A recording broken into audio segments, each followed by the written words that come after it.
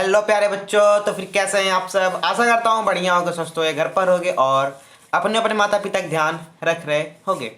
तो फिर जैसा कि आपको पता है कि हम हिंदी का 20 MCQ लगा चुके थे। आज हमारा हिंदी गद्य के विकास के संबंधित बहुविकल्पी प्रश्न का पार्ट नंबर 2 है, जिसमें हम 20 सवाल लेके आज करेंगे। तो फिर चलिए शुरू करते हैं आज की क्लास को।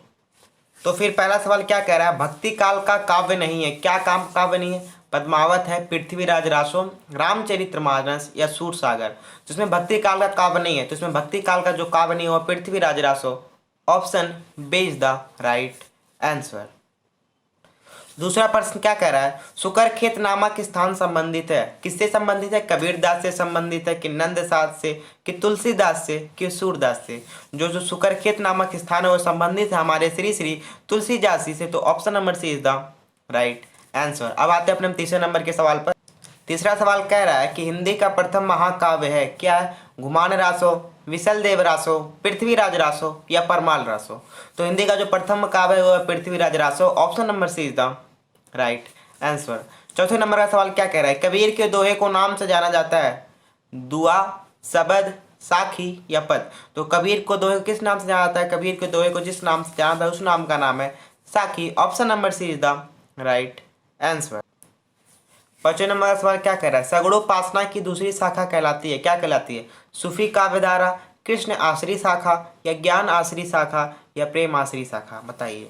तो सगुणोपासना की दूसरी शाखा जो होती है वो कहलाती है कृष्ण आश्री शाखा। Option number B is the right answer.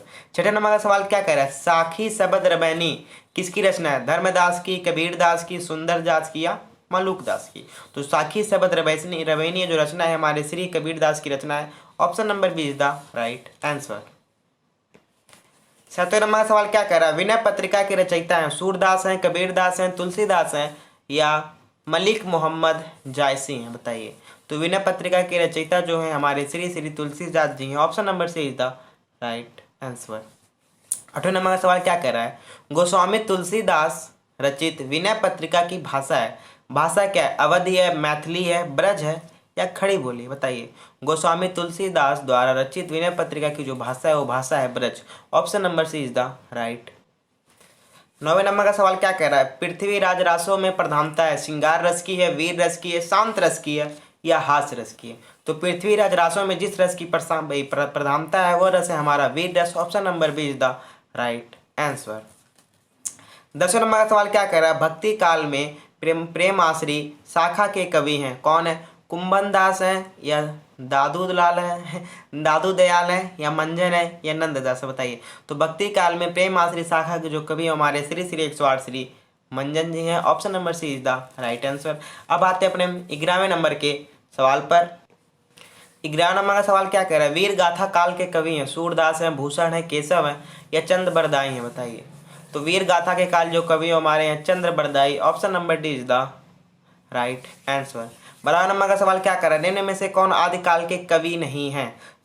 Sarangdhar, Jagnik, चंद्र बरदाई या सुमित्रानंदन पंत? तो इसमें जो हमारे आदिकाल के कवि नहीं है वो हमारे Sumitranandan Pant ji. Option number C is the right answer. अब आते हैं अपने हम 13वें नंबर के सवाल। 13 नंबर का सवाल क्या कर रहा है? निम्नलिखित में से कौन आदिकाल के कवि हैं? बताइए। नरपति नाल है, तुलसीदास है, जयशंकर प्रसाद है या महादेव वर्मा? तो इसमें हमारे आदिकाल के कवि हैं हमारे श्री श्री नरपति नाल जी हैं। Option number A is the right answer. 14 number का सवाल क्या कर रहा है? निम्न में से कौन सी रचना भक्ति काल में लिखी हुई है? कमायनी, सूरसागर, भारत भारती या उद्धव शतक? तो जो रचना भक्ति काल में लिखी गई है वो हमारी है Sursagar. Option number B is the right answer. अब आते हैं अपने 15वें नंबर के सवाल पर। 15वां नंबर का सवाल क्या कह रहा है? विसल देव रासो रचना है नरपति नाल की, भट्टे केदार की, जगनिक की या दलपति विजय की? तो विसल देव रासो जिसकी रचना है वो हमारे हैं नरपति नाल की। Option number A is the right answer. 16 number का सवाल क्या कह रहा है? परमाल रासो के रचयिता है? नरपति नाल है, दलपति विजय है या भट्टे केदार है या जगनिक है? बताइए। परमाल रासो के रचयिता कौन है? तो परमाल रासो के जो रचयिता है वो हमारे जगनिक हैं। Option number D is the right answer. 17 number का सवाल क्या कह रहा है? कृष्ण भक्ति शाखा से संबंधित है? अग्रदास, नंददास, ईश्वरदास या नाभादास? तो कृष्ण भक्ति शाखा से जो संबंधित हमारे हैं वो हमारे हैं option number 20 the right answer, बोले तो नंददास। ठीक है। 18 नंबर का सवाल क्या कह रहा है, गोस्वामी तुलसीदास के बचपन का नाम था तुकाराम, आत्माराम, सीताराम या राम बोला। तो गोस्वामी तुलसीदास जी के बचपन का नाम था राम बोला। Option number D is the right answer. ठीक है। अब आते हैं अपने 19वें नंबर के सवाल पर। 19वां नंबर का सवाल क्या कह रहा है, रुनकता नामक स्थान संबंधित है जयशंकर प्रसाद से कि निराला से, कबीर से कि सूरदास से। तो रुनकता नामक स्थान जो संबंधित है वो हमारे सूरदास जी से, क्योंकि सूरदास का जन्म वहाँ हुआ था। तो option number D is the right answer. 20वां नंबर का सवाल क्या कह रहा है, निम्नलिखित में से कौन भक्ति काल का महाकाव्य है, साकेत है, कमायनी है, पृथ्वीराज रासो है या श्री रामचरितमानस है। तो भक्ति काल का जो महाकाव्य है वो है Ramcharitmanas. Option number B is the right answer. तो फिर यहाँ पर हमारे 20 सवाल हो जाते हैं खत्म।